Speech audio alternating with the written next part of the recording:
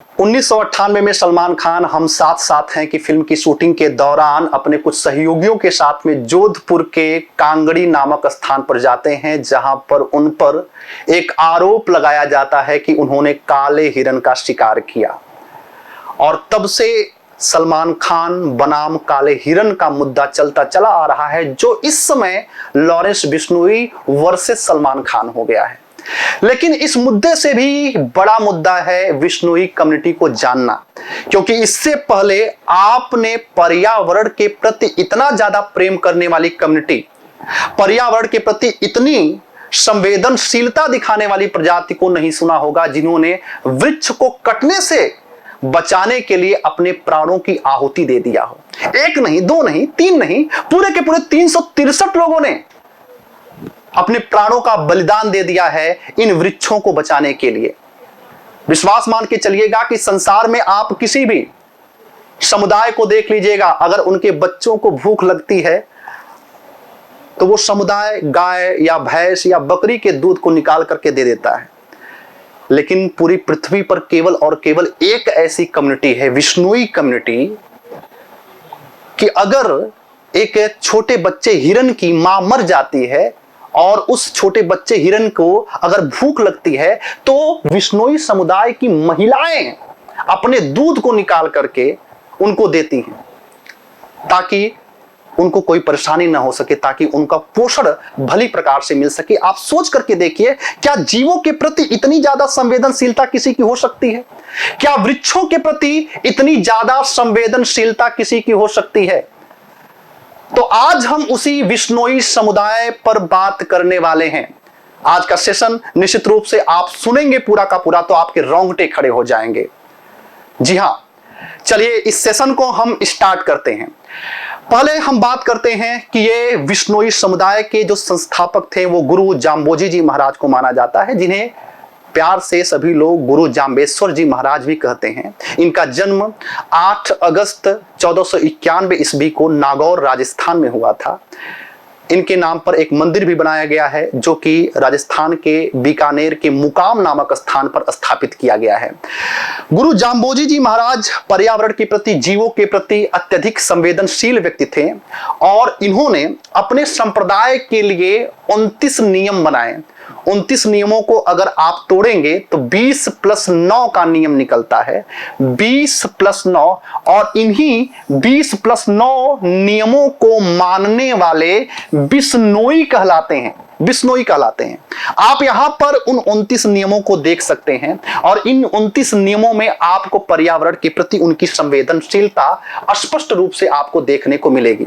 आप देख सकते हैं कि नियम नंबर 18 में यह कहा गया है कि प्राणी मात्र पर दया करना, हरे वृक्ष को कतई भी नहीं काटने देना है। इनका स्लोगन है, सिर साठे रूंख रहे तो भी सस्तो जाड़। मतलब भले ही सिर कट जाए और अगर वृक्ष नहीं कटा तो ये समझ लीजिएगा कि एक हमने सस्ता सौदा किया है, यानी कि जान चली जाए और अगर वृक्ष नहीं कटा है तो ये समझ लीजिए आपने सस्ता सौदा किया है। इतनी ज्यादा संवेदनशीलता इनके कम्युनिटी में पाई जाती है। हरे वृक्ष को नहीं काटना है, नीले रंग को वस्त्र को भी नहीं पहनना है। नीले रंग के वस्त्र को इस वजह से ये लोग नहीं पहनते हैं क्योंकि इनका यह मानना है कि नील की खेती में ज्यादा मात्रा में पानी खर्च होता है और जब ज्यादा मात्रा में पानी खर्च होगा तो इससे मिट्टी धीरे धीरे बंजर हो जाएगी, धीरे धीरे उसकी उर्वरा शक्ति नष्ट हो जाएगी। इसी वजह से ये नीले रंग के वस्त्र ही नहीं पहनते हैं। अब सोच करके देखिए, पर्यावरण के प्रति क्या कोई इतना ज्यादा संवेदनशील हो सकता है? अब यहां पर मैं आपको एक कहानी बताता हूं। बात है 1730 की।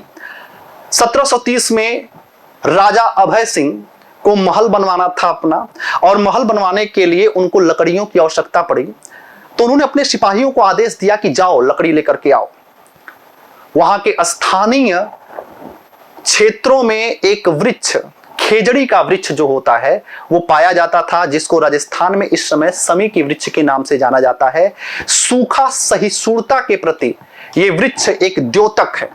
अगर आप इस वृक्ष की बात करेंगे तो यही एकमात्र ऐसा राजस्थान में वृक्ष है जो 12 महीने हरा भरा रहता है और इसकी जड़, इसकी तना, इसकी पत्तियां, इसके सारे के सारे फल आर्थिक महत्व के होते हैं और इसी वजह से ये पूजनीय होता है। जैसे हमारे यहाँ तुलसी का वृक्ष पूजनीय होता है, वैसे राजस्थान में विश्नोई संप्रदाय के लिए ये खेजड़ी का वृक्ष जो होता है वो पूजनीय माना जाता है। तो जब सिपाहियों ने वृक्षों को काटना शुरू किया तो उस गांव में रहने वाली एक महिला, जिसको आप अमृता देवी के नाम से जानते हैं, अमृता देवी आती हैं और इसका विरोध करती हैं और उस पेड़ से वो लिपट जाती हैं। वो कहती हैं कि नहीं, मेरे जीते जी ये पेड़ मैं काटने नहीं दूंगी। और इस पर सिपाही क्रोधित हो जाते हैं राजा अभय सिंह के और अमृता देवी को मार देते हैं, वहीं पे उसी कुल्हाड़ी से काट देते हैं। और उसके पश्चात यहीं पर बात रुकी नहीं। अमृता देवी के मरने के पश्चात उनकी 3 बेटियां आकर के इस खेजड़ी के वृक्ष से आकर के लिपट जाती हैं। 3 बेटियों को भी मार दिया गया। फिर आसपास के गांव के अन्य लोग भी आकर के उस वृक्ष पर लिपटना शुरू कर दिए कि चाहे कुछ भी हो जाए, सिर साठे रूख रहे तो भी सस्ते जाड़, यानी कि तब भी हमें उस वृक्ष को बचाना है। और धीरे धीरे करके सिपाही मारते चले गए और लोग आते गए और उन पेड़ों को बचाने का प्रयास करते रहे और धीरे धीरे करके 363 लोगों ने अपने प्राणों की आहुति दे दी। ये नंबर बहुत बड़ा नंबर है। कभी संवेदनशील हो करके सोचिएगा आप, तो आपको समझ में आएगा कि वृक्ष को बचाने के लिए 363 लोगों ने अपने प्राणों की आहुति दे दी। ये केवल और केवल विश्नोई कम्युनिटी में भी हो सकता है और किसी कम्युनिटी में ऐसा नहीं है। और इसी से प्रेरणा लेते हुए 1973 में चिपको आंदोलन चलाया गया। उत्तराखंड के रैडी से यह आंदोलन शुरू हुआ था। आप सभी लोगों ने पढ़ा होगा, जिस आंदोलन का नेतृत्व गौरा देवी, चंडी प्रसाद भट्ट और सुंदर लाल बहुगुणा ने किया था। और ठीक उसी प्रकार से जैसे अमृता देवी ने पेड़ों से लिपट करके उन पेड़ों की रक्षा की थी, ठीक उसी प्रकार से चिपको आंदोलन में भी ठीक इसी प्रकार से यहाँ की महिलाएं जो होती हैं पेड़ों से लिपट करके ये आंदोलन कर रही थी। इस आंदोलन के विषय में आपने निश्चित रूप से पढ़ा होगा, जाना होगा, समझा होगा। तो कुल मिलाकर के अगर आप इस विश्नोई समुदाय के विषय में देखिए तो ये कितने ज्यादा संवेदनशील है पर्यावरण के प्रति। पर्यावरण के प्रति इतना ही ज्यादा संवेदनशील है कि वो अपने प्राणों की भी परवाह नहीं करते हैं। यहाँ की महिलाएं जो होती हैं एक हिरन को अपना बच्चा समझ करके दूध पिलाती हैं ताकि इनकी मृत्यु न हो सके।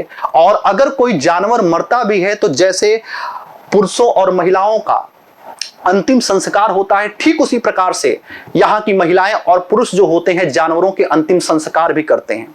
अब यहाँ पर एक मुद्दा जो आपको समझ में आ रहा होगा कि आखिरकार काला हिरन मरने से लॉरेंस बिश्नोई इतना गुस्सा क्यों हो गया या विश्नोई समुदाय इतना खफा क्यों हो गया।